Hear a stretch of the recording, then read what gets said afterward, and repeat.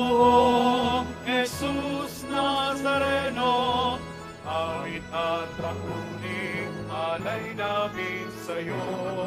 Dinggin ang dalangin at pagsamo ng bayan mo. Viva poong Jesus Nazareno.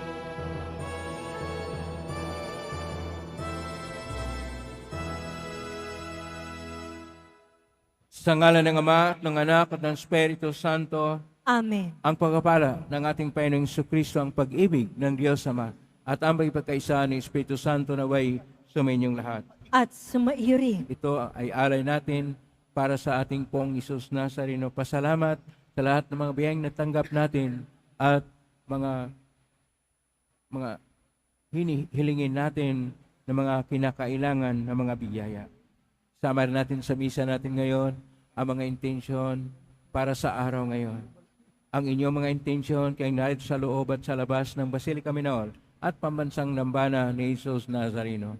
Ang mga intensyon naman na kaisa sa atin, sumitan ng live streaming through Facebook Live, YouTube, X at iba pang social media dito sa ating bansa at iba't ibang dako ng mundo. At isama rin natin ang mga intensyon sa mga nakosposting ng mga chapels, groups at communities. At idagdag natin ang ating intensyon para sa kapayapaan sa buong mundo. Mga kapatid, si Propeta Jeremias ay nagpala sa atin na hindi madali ang pagiging propeta sapagkat nung siya ay nagpahayag ay tinangkaan siya na patayin. Sa ating Ebanghelyo ni San Mateo, pinaalalahanan na tayo sa ating Panginoon na hindi katanggap-tanggap ang mga propeta sa salingbayan, ngunit ito ay dapat magpahayag ng katotohanan. Kuminsan sa buhay natin, hindi tayo nabubuhay sa katotohanan ng Diyos at dahil sa ating karupukan at kinahaan tayo nagkasala. Kaya dumulog po tayo sa mga Panginoong nagpapatawad ng lubos. Sino kong tagapagpagaling sa mga nagsisisi, Panginoon, kaawaan mo kami. Panginoon, kaawaan mo kami. Dumating na tagapaganyayang mga makasalanan ay magsisi, Kristo, kaawaan mo kami. Kristo, kaawaan mo kami. Nakalukluk sa kanan ng Diyos Ama para ipamagitan kami, Panginoon, kaawaan mo kami. Panginoon, kaawaan mo kami. Kaawaan tayo makapangirihang Diyos, patawarin tayo sa ating mga kasalanan, at patnubayin tayo sa buhay na walang hanggan. Amen. Manalangin tayo. Ama naming makapangyarihan, niloob mong akuin ng anak ang krus at kamatayan, upang ang sangkatauhay matubos at mabuhay. Ang pag-ako namin sa krus at kamatayan dito sa lupa, ayon sa diwa ng pagsunod sa iyong loob, na ginanap ng iyong anak, ay magpagin dapat nawang aming kamtin, ang lubos na katapusan at pagkabuhay siyang piling. Sa pangitan ni Jesucristo kasama ng Espiritu Santo, magpa, walang hanggan. Amen. Magsiupo muna po ang lahat. Pagbasa mula sa aklat ni Propeta Jeremias. Nang pasimula ng paghahari sa Huda ni Joachim na anak ni Josias, tumanggap si Jeremias ng pahayag mula sa Panginoon. Tumayo ka sa bulwagan ng templo at magsalita ka sa mga naninirahan sa lahat ng lungsod sa Huda na naparoon upang sumamba.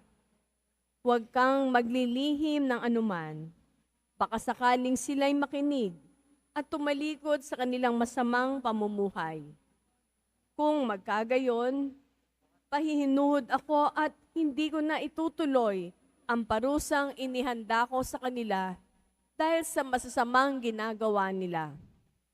Sasabihin mo sa kanila, sinasabi ng Panginoon, kung hindi kayo makikinig sa akin, at kung hindi ninyo susundin ang mga utos ko sa inyo, at di nyo pakikinggan ang sinasabi ng propetang sinugo sa inyo, ang templong ito'y itutulad ko sa silo, at gagamitin ng mga bansa ang pangalan ng lungsod na ito sa panunungayaw.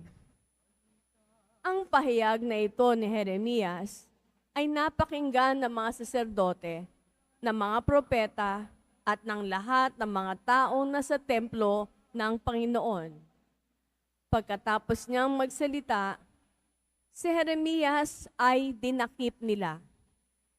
Dapat kang mamatay.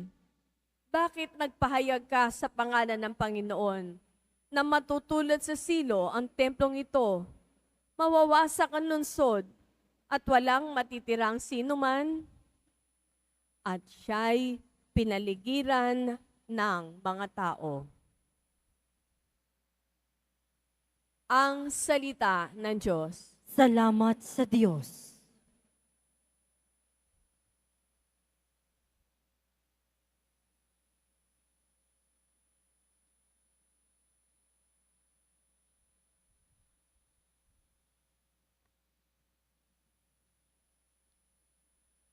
Panginoon, iyong dinggin, akong iyong ginigiliw. Panginoon, iyong dinggin, akong iyong ginigiliw. Ang nangamumuhi ng walang dahilan, higit na marami sa buho kong taglay. Daming sinungaling na nagpaparatang. Ang hangad sa akin, ako ay mapatay. Ang pag-aari kong di man ninakaw, nais nilang kunin, dapat daw ibigay. Panginoon, iyong dinggin, ako'y iyong ginigiliw. Dahilan sa iyo, ako'y inaglahi. Napahiyang lubos, napagkaon siyami. Sa mga kapatid, parang ako'y iba. Kasambahay ko na'y di ako kilala. Ang pagmamahal ko sa banal mong templo, matinding matindi sa kalooban ko. Sa akin bumaksak, paghamak sa iyo. Panginoon, iyong dinggin, akong iyong ginigiliw. At sa ganang akin, ako'y dadalangin. Sa iyo, o poon, sana'y iyong dinggin. Sa pangapanahon na iyong ibigin, dahil sa dakilang pag-ibig sa akin, ang iyong pangakong pagtubos ay sundin. Panginoon, iyong dinggin, akong iyong ginigiliw. Magsitayo na po ang lahat.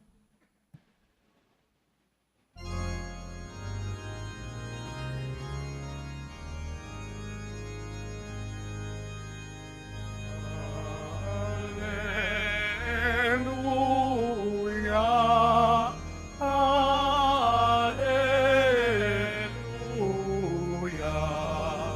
hallelujah,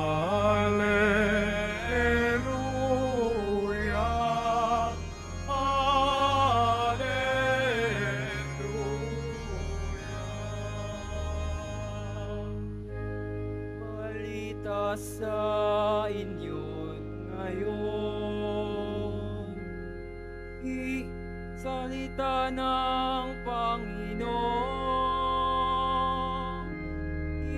iralabang panahon. Hallelujah, hallelujah,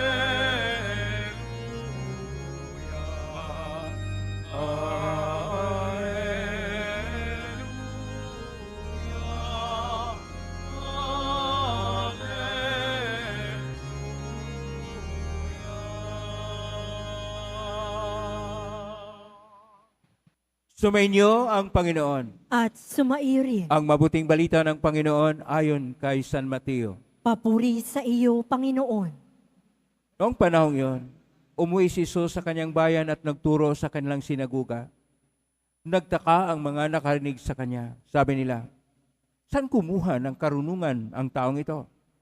Paano siya nakagagawa ng kababalaghan? Hindi ba ito ang anak ng karpintero? Hindi ba si Maria ang kanyang ina at sina Santiago, si Simon at Judas ang kanyang mga kapatid na lalaki? At dito nakatira ang kanyang mga kapatid na babae, hindi ba? Saan niya natutunan ang lahat ng ito? At ayaw nilang kilanlin siya. Kahit sinabi ni Jesus sa kanila, ang propita ay ginagalang kahit saan, liban sa kanyang sariling bayan at sa kanyang sariling sambahayan. At dahil sa di nila pagsampalataya, hindi siya gumamaroon ng maraming kababalaghan. Ang mabuting balita ng Panginoon. Pinupuri ka namin, Panginoong Hesukristo. Magsiupo mo na po ang lahat. Isang mapagpalang araw po sa ating lahat. Purihin po natin ang ating pong Jesus Nazareno. Malapit na po ang Bear Month. At nagsiksikan po tayo, talagang napakita ang inyong malaking pagmamahal, ang malaking debosyon sa ating poong Jesus Nazareno. Palakpakan po natin uli ang ating poong Jesus Nazareno na siya yung magbigay sa atin ng tunay na gabay at magtuturo sa atin paano mamuhay bilang isang propita sa modernong panahon. Propita. Ito po ay ating napakinggan sa ating unang pagbasa. Aklat ni Propita Jeremias, kapitulo 26, verso 1 hanggang 9, na hindi po madali sapagkat hindi katanggap-tanggap. Sa ating Ebanghelyo ni San Mateo, kapitulo 13, versikulo 54 hanggang 58, hindi ginagalang ang ating Panginoon. Hindi lang siya propita, siya ay Mesiyas, hindi siya katanggap-tanggap. Sa salitang Hebreo, ang salitang propita ay nave. Ang maraming propita o plural form, nabiim. At sa salitang koinoko na Griego, sapagkat kung ang lumang tipan ay original sa Hebreo na luma, ang bagong tipan, original na pagkasulat, ay sa koinoko na Griego. Sa koinoko na Griego, ang propita ay prophetes. Na nasali naman sa Latin na propita, doon po ang ating salitang Tagalog nagmula sa Latin, propita. Ano ba ang ginagawa ng mga propita? Una, sila yung tagapagpahayag ng mensahe ng Diyos. Pangalawa, sila ay mag-anunsyo sa mga kamalian, katiwalian at mga mali na ginagawa ng mga tao at nag-anunsyo na sila'y magbalik loob at babalik sa Diyos. At pangatlo, na ang propita ay magiging gabay sa pamumuhay na pagbabago upang sila'y mamuhay ayon sa kalooban ng Diyos. Sa ating unang pagbasa, si Jeremias, ang kanyang buhay ay maayos, matiwasay. Ngunit nung tinawag na siya ng Panginoong Diyos na si Yahweh, na maging propeta, at tinuturuan siya na magsalita, at dinala siya doon sa templo na magsabi at sasabihin niya sa lahat ng naroon na magiging kagaya ng Siloam, o kaya ang ibig sabihin ng magaya ng Siloam, masisira ang kanilang templo at nagagalit yung mga tao. Hindi katanggap-tanggap sapagkat sinabi niya na masisira ang templo kapag sila ay hindi babalik sa Diyos o magbalik loob. Totoo naman, nasira nga ang templo. Kung pupunta kayo sa Israel, ang Western Wall na lang ang roon ang naiwan, kaya yung pinupuntahan ng tao. Dahil matigas ang ulo ng mga tao. Kaya nalangin ang ating salmista sa Salmo 68, versikulo 14, na Panginoon, yung dinggin ang iyong mga ginigiliw. Ang mga ginigiliw, ito yung mga sumunod sa daan ng propita.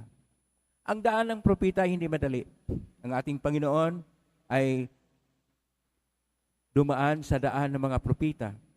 Kanya pong tinularan ang daan ng iba't ibang propita sa lumang tipan, ang mga Naviim.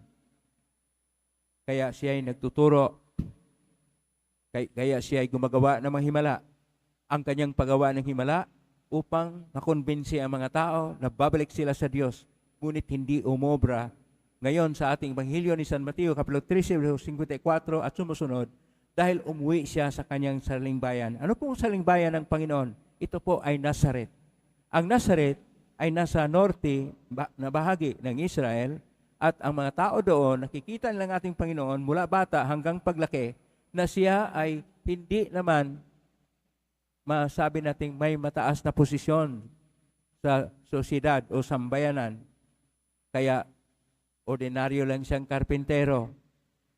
At para sa kanila, ang isang manggagawa, walang kwenta, hindi katanggap-tanggap ang mga sinasabi. Ganon din sa modernong panahon.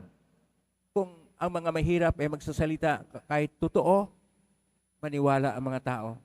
Pero pag ikay nasa mataas na posisyon at mayaman ka at matanyag ang pangalan mo, napakapopular mo, kahit piki na balita, tinatanggap.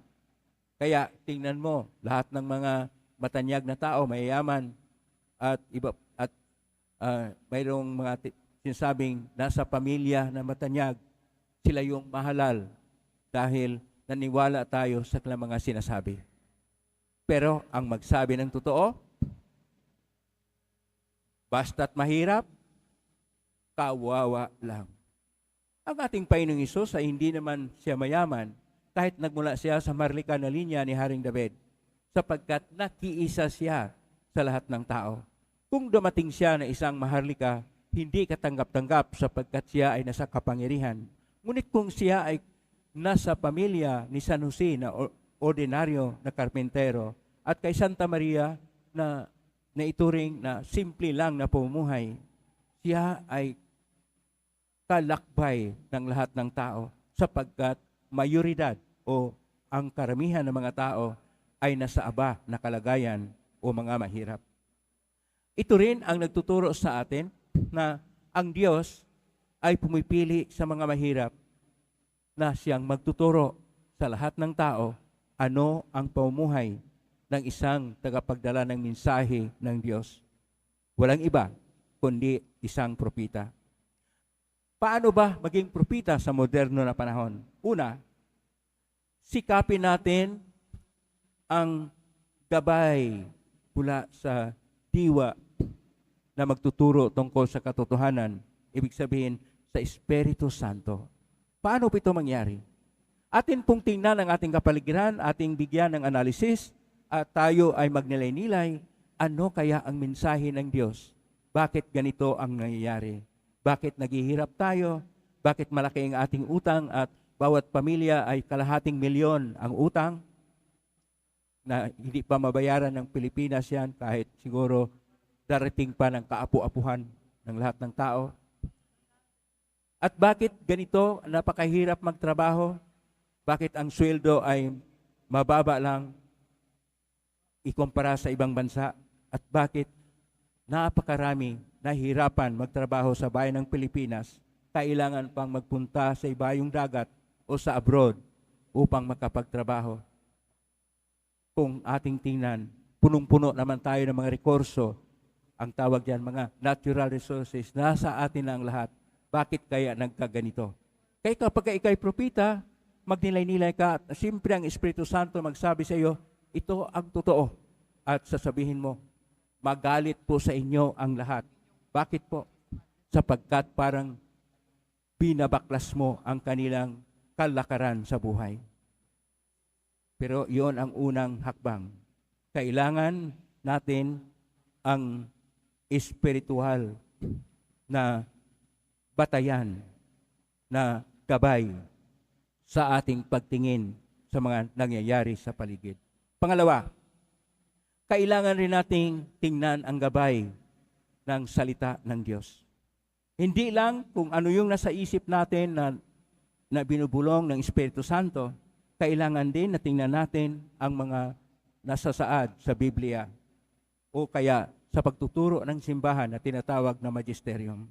Kung ano yung sinasabi doon sa Biblia, kung anong sinasabi sa mga ensiklikal ng Santo Papa, atin pong i-practice at ating isabuhay at tingnan natin ano ang batayan nito upang ipahayag ang katotohanan sa moderno na panahon. Bakit kaya pinag-awayan yung West Philippine Sea? Bakit kaya kapag ikay magtuturo sa mga lumad o sa mga indigenous peoples, ikaw ay huliin at pagbantaan pa na nag-abuse sa mga kabataan? O bakit kaya kapag ikaw ay magsabi ng totoo, na tunay na totoo, pero kaagad pagtawanan ka, o dili kaya mga bagay-bagay tungkol sa Diyos, ay laitin. Gaya halimbawa, sa Olympic Games, ang unang pinapahayag nila sa hindi pa naglaro ay ang kanilang paglapastangan sa Last Supper ng ating Panginoon. Bakit kaya ginagawa yan ng tao? Kapag ikay magsalita, kaagad, hindi kanila paniniwalaan. Pero kapag tingnan natin sa salita ng Diyos, kahit anong mangyari, dapat ating sabihin ang totoo. At tingnan natin sa mga ensiklikal ng Santo Papa, mga doktrina natin at pagtuturo ng simbahan na magisterium, ipahayag ang katotohanan. Duwag ba tayo? Siguro naman, kasama na ako sa duwag. Pero kung minsan magsabi ako ng totoo, sabi, magbantay ka, Father, baka magalit sa iyo yung mga otoridad, baka anong mangyari sa iyo. Ganon ba? Pinagbawal ba ang pagsabi ng totoo? Pero kailangang sasabihin. Pangatlo, kailangang isabuhay natin ang matuwid na buhay at magiging mabuti tayo. Kapag isabuhay natin ang matuwid na buhay at maging mabuti tayo, hindi man nila matanggap ang ating sinasabi na totoo. At least makikita nila, kaya pala ganyan sila dahil masama sila at sila'y nangurakot o sila'y gumagawa ng katiwalian. Kaya hindi nila katanggap-tanggap ang mga sinasabi ng isang tao. Pang-apat, kailangan nating i-anunsyo ang katotohanan anuman ang mangyari sa ating buhay. At i-denunsya natin ang mga katiwalian at mga kasamaan upang ang Diyos ay siyang maging sentro ng buhay natin, hindi ang mga material na bagay at mga politikal na kapangyarihan. Dapat ang puso natin ay para sa Diyos, hindi sa mundo. Dapat ang ating pag-iisip ay gabayan, hindi sa mga pag-iisip na mga kinikilala sa lipunan, bagkos ang ating mga pag-iisip ay ginagabayan ng salita ng Diyos. Dapat ang liwanag ng ating buhay ay hindi mula sa iba't ibang social media, sa internet, at nakontrol lang ng mga kapitalista, bagkos ang ating tunay na gabay ay mula sa salita ng Diyos na ating mabasa sa Biblia. Mga kapatid ko, ito'y mahirap, pero ito ang ating misyon. Duwag man siguro tayo at matakot tayo sa nasa kapangyarihan at nasa kayamanan, ngunit kung ito'y ating ipahayag, tayo ay mga propita sa modernong panahon. Pakisabi sa katabi mo, magpaka-propita ka. Ipahayag ang totoo. Ipahayag ang salita ng Diyos. Dapat ang Diyos ay maging sentro ng ating buhay. Plakpakan po natin kung sino ang nagmahal ng ating Panginoong Diyos at kung ano ang ating hinihingi sa Kanya, naway umiiral sa atin ang tunay na kapayapaan at ang katotohanan ay siyang magiging tunay na gabay at liwanag ng buhay. Amen? Purihin natin ang Diyos. Magsitayo na po ang lahat.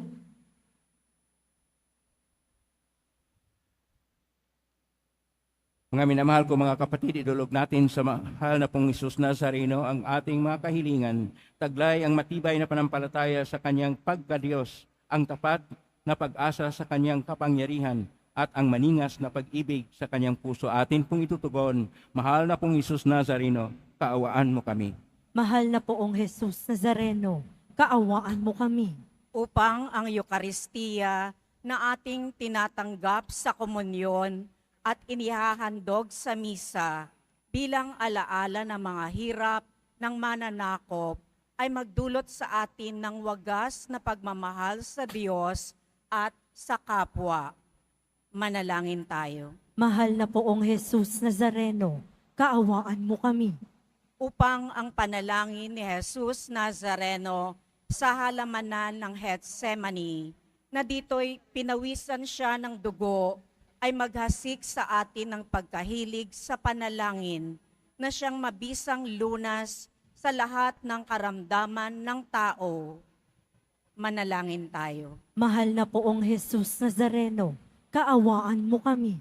upang ang kanyang koronang tinik, damit na purpura at krus ay magpaalala sa atin na ang kanyang mga aral at simulain bilang hari ng sanlibutan ay dapat maghari sa ating isipan, angkan at lipunan. Manalangin tayo. Mahal na poong Jesus Nazareno, kaawaan mo kami. Upang sa bisa ng kanyang pagpapasa ng krus sa mga lansangan sa Jerusalem ay matuto tayong makiramay at makihati sa mga kahirapan at tiisin ng kapwa. Manalangin tayo. Mahal na poong Jesus Nazareno, kaawaan mo kami. Upang tulungan tayo ng mahal na Birhen, ina ng hapis, na maging tunay na larawan ng kanyang anak sa isip, wika at gawa, nang sa gayon ay makamit ang ating kahilingan sa poong Jesus Nazareno. Manalangin tayo. Mahal na poong Jesus Nazareno, kaawaan mo kami. Sa tahimik, idulog natin sa Panginoon ang ating mga sariling kahilingan.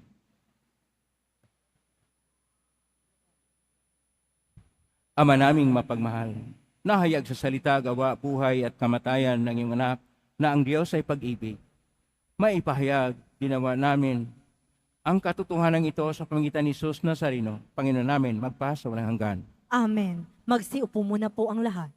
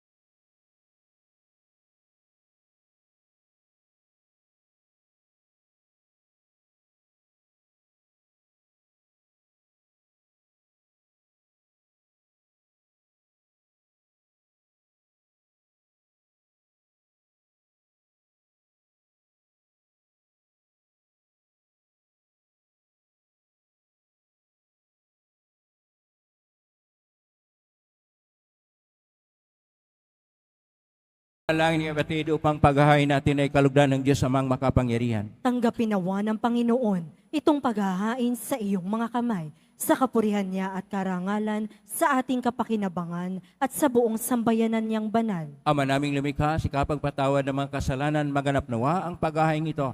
Nasa dambana ng krus ay siyang pumawi sa kasalanan ng buong mundo. Sa pamagitan ni Kristo kasama ng Espiritu Santo, magpa sa walang hanggan. Amen. Sumainyo ang Panginoon. At sumaiyo Itaas sa rin, Diyos ang inyong puso at diwa. itinaas na namin sa Panginoon. Pasalamatan natin ang Panginoong ating Diyos. Marapat na siya ay pasalamatan. Ama ng kapanin, tunay marapat ni kay aming pasalamatan. Yung ipinasyang sa kahoy ng cross, ang isang katuhay tubusin ni Iso sa punong kahoy, nagkapuwang ang kamatayan sa kahoy na cross, itinanghal ang pagkabuhay. Sa punong kahoy na naig ang sumuway sa iyo, sa kahoy na cross siya ay nadaig at ng masunuring anak mo. Kaya kaysa ng mga helsi si awit ng papurit sa humpay sa kalangitan, kami nagbubunyi siyang kadakilaan.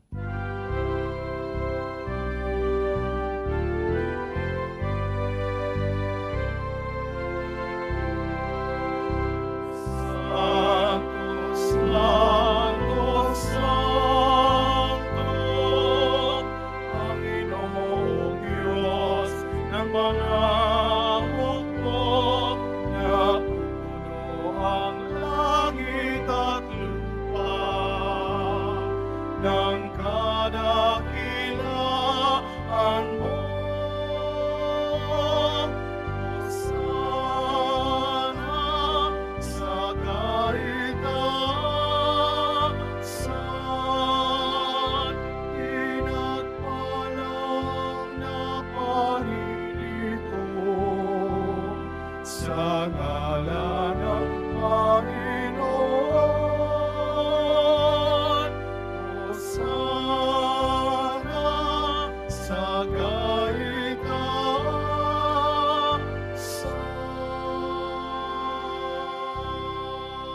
Magsiluhod po ang lahat. Ama naming banal, ikaw ang bukal ng tanang kabanalan, kasimitan ng Espiritu gawin banal, makalob na ito pang para sa aming maging katawan at dugo ng aming Panginoong Kristo. Bago niya pinagtiisang ko sang loob na maging handog, hinawakan niya ang tinapay, pinasalamatan kanya, pinaghati-hati niya yon, iniabot sa kanyang malagad at sinabi, tanggapin ninyong lahat ito at kanin. Ito ang aking katawan na ihandog para sa inyo.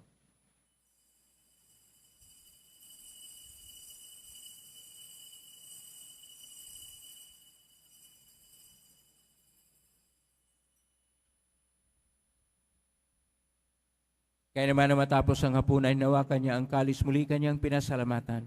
Inabot niya ang kalis sa kanyang malagad at sinabi, tanggapin ninyong lahat ito at inumin. Ito ang kalis ng aking dugo ng bago at walang tipan.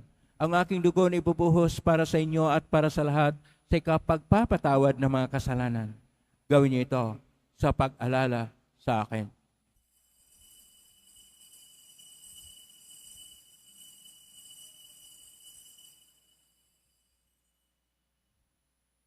Magsitayo na po ang lahat. Ang misteryo ng panampalataya.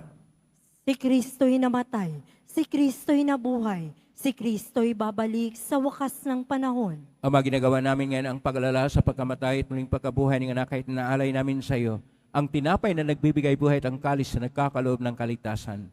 Kami nagpapasalamat dahil kami narapat na tumayo sa harap mo para maglingkod sa iyo. Isinasamo namin kami magsasalo-salo sa katawan at dugo ni Kristo ay mabuklod sa pagkakaisa sa pamagitan ng Espiritu Santo. Ama, lingapin simbahang laganap sa buong daigdig. Pususin mo kami sa pag-ibig, kaisa ni Francisco na aming Papa at ni Jose na aming Obispo at ng Tanang Kaparian. Alalahanin mo rin mga kapatid naming nahimlain, may pag-asang sila'y muling mabuhay ganing lahat ng mga pumanaw. Kaawaan mo sila at patuloyin sa iyong kaliwanagan. Kawan mo dapatin kaming lahat na makasalo siyang buhay na walang wakas. Kaisa na mahal na Birhen Maria na ina ng Diyos, ng kabiyak ng puso niyang San Jose, kaisa ang mga apostol, San Juan Bautista, ni San Pedro Emard, ni San Roque, ni San Lorenzo Ruiz de Manila, San Pedro Calungsod, at ang lahat ng mga banal na namuhay Diyos daigdig ng kalugod-lugod sa iyo, maipagdiwang nawa namin ang pagpupuri sa karangal mo sa mangitan ng anak na aming Panginoong Hesukristo.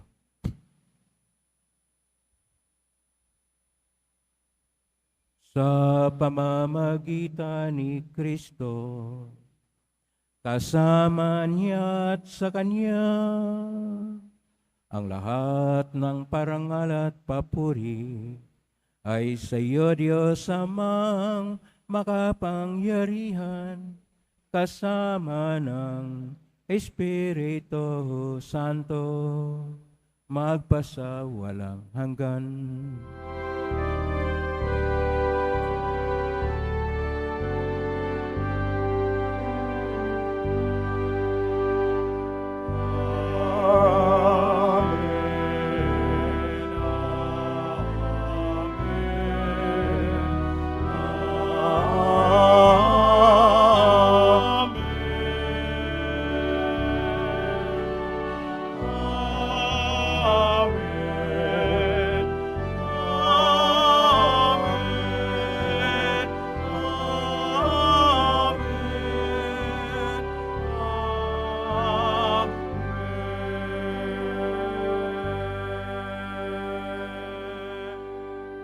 Sa tagubilin, magaling na utos sa turo ni Jesus na Panginoon natin at Diyos, ipahayag natin ang lakas loob.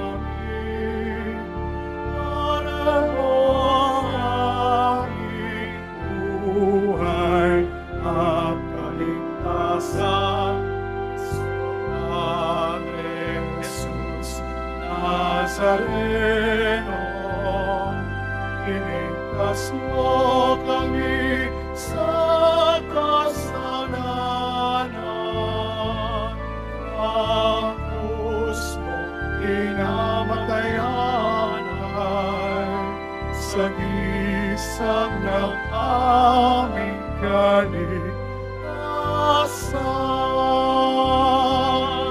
Nuestro Padre,